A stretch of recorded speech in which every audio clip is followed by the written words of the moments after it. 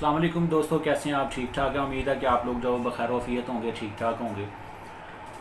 आजकल हमारी जो डिस्कशन चल रही है वो लिमिटेशन एक्ट 1908 के हवाले से चल रही है। लिमिटेशन एक्ट का सेक्शन 12 या आर्टिकल 12 और 13 जो है, इनको हम जो है वो डिस्कस करेंगे। आजकल चैनल को मैं इस हवाले से लेकर चल रहा हूँ कि अगर कोई दोस्त भाई जो है वो सिविल जज बनना चाहता है, ईडीपीपी बनना चाहता है, या फिर ख़ास तौर पर जो लॉ के स्टूडेंट्स हैं वो इस हवाले से जो है वो चैनल से कुछ ना कुछ जो है वो सीख सकें। टेक्स्ट के हवाले से हम इसको पढ़ते हैं, उसके साथ थारोली चीज़ों को एक्सप्लेन करते हैं। अगर आपके पास लिमिटेशन एक्ट मौजूद है तो लिमिटेशन एक्ट निकालें, बेयर एक्ट निकालें, उसको जो है वो हम स्टडी करने लगे हैं। सेक्शन 12 जो है उसका चैप्टर 3 लिमिटेशन एक्ट का हम उसको देखेंगे। Computation of period of limitation, exclude कौन कौन सा टाइम होगा, उस हवाले से आज पहले 2 सेक्शन जस्ट हम डिस्कस करेंगे। बाकी जो है वो अगले लेक्चर में आप देख सकते हैं। सेक्शन 12 को हम डिस्कस करते हैं, exclusion of time in legal proceedings. कौन कौन सा टाइम जो है वो टाइम लिमिटेशन में काउंट नहीं होगा, एक्सक्लूड होगा।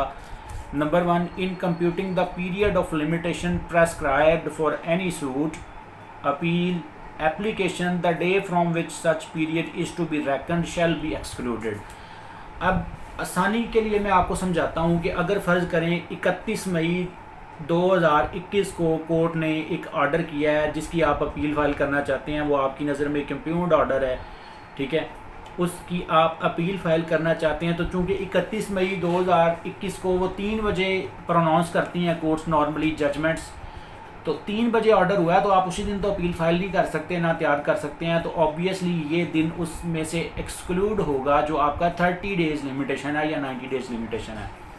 अब 1 जून को आपने सुबह 9 बजे अगर क्वेश्चन सवाल फॉर्म या जो भी कॉपी लेने के लिए, टेस्टेड कॉपी लेने के लिए आपने परफॉर्मा जमा करवा दिया, तो वो दिन आपका एक जो है वो चला गया, उसमें से वो टाइम लिमिटेशन आपकी काउंट हो जाएगी, ठीक है। अगर आप नहीं करते, सवालनामा जमा करवाते, 5 जून तक नहीं करवाते, तो 5 जून तक दिन जो है वो आपके टाइम लिमिटेशन में से निकल जाएंगे, ठीक है। अगर आपने फ़र्ज़ करें 1 जून को सवालनामा जमा करवा दिया, तो सवालनामा जमा करवाने के बाद आपको एक रसीद दी गई, रसीद के ऊपर लिखा था date of delivery 8 June. Copy चाहे 6 जून को तैयार होगी, आपने 8 जून को ही रिसीव करनी है। आपका वो जो टाइम है 2 जून से लगकर जो 8 जून तक है वो एक्सक्लूड हो जाएगा। आपने 1 जून को सवालनामा जमा करवाया, वही सिर्फ शामिल होगा, बाकी आपके पास 29 डेज़ हैं if you have 30 days of limitation of appeal.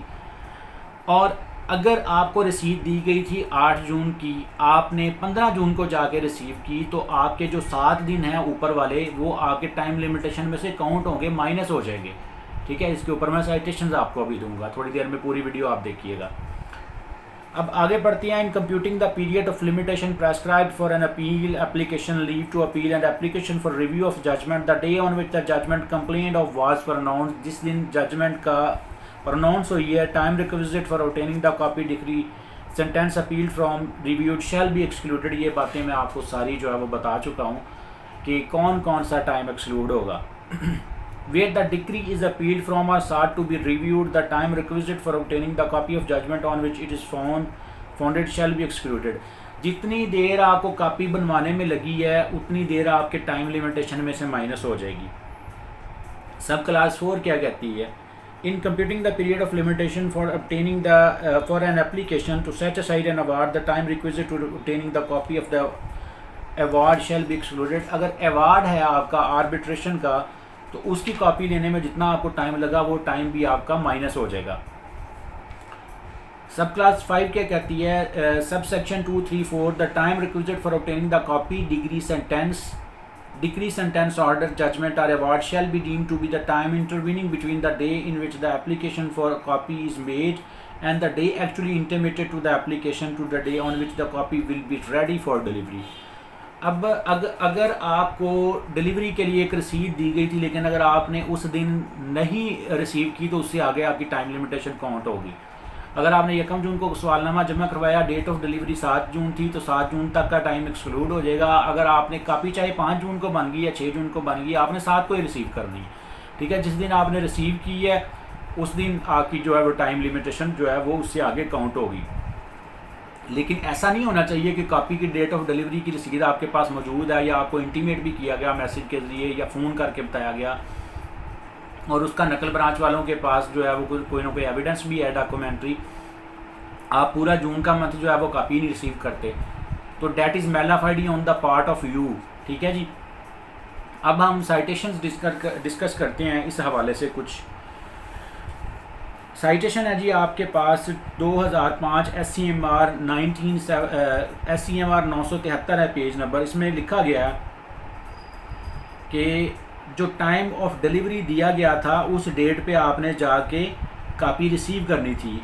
If not the time will be record from the date of the notice और the delivery of copies as the case में भी। अगर आपने नहीं की, आपको रसीद दी गई थी तो ये आपने अपना लॉस जो है वो खुद किया। अगर आपको रसीद दी गई थी तो आपको obtaining द कॉपी जो है ना वो डिलीवरी का टाइम भी बताया गया था, तो वही आपकी डेट जो है वो फिर समझी जाएगी अगर उस डेट तक कॉपी रिसीव हो गई। क्योंकि कॉपी रिसीव होती है जब, तो उस टाइम पे वो पीछे डेट ऑफ डिलीवरी भी लिखते हैं, डेट ऑफ प्रिपरेशन भी लिखते हैं, कोर्ट फीस भी लिखते हैं, सारा कुछ उन्होंने सारी डिटेल उनके पास होती है। रिकॉर्ड होता है कि किस दिन आपने क्वेश्चन फॉर्म जमा करवाया, सवाल फॉर्म जमा करवाया, किस दिन आपने जो है वो रिसीव की, कितनी कोर्ट फीस उसकी दी, ये सारी डिटेल उनके पास जो है वो मौजूद होती है। अगर पार्टी कॉपी कलेक्ट नहीं करती तो when they are ready for delivery for prefers get delivery there of on the later date, no intelligence can be shown to them. ये होल्ड किया गया PLJ 1993 Lahore high court 120, PLJ 1991 supreme court 159 और 1998 supreme court 144 के ऊपर। अब आगे एक judgement आप लोगों के साथ मैं डिस्कस करूँगा, बड़ी इंपॉर्टेंट है।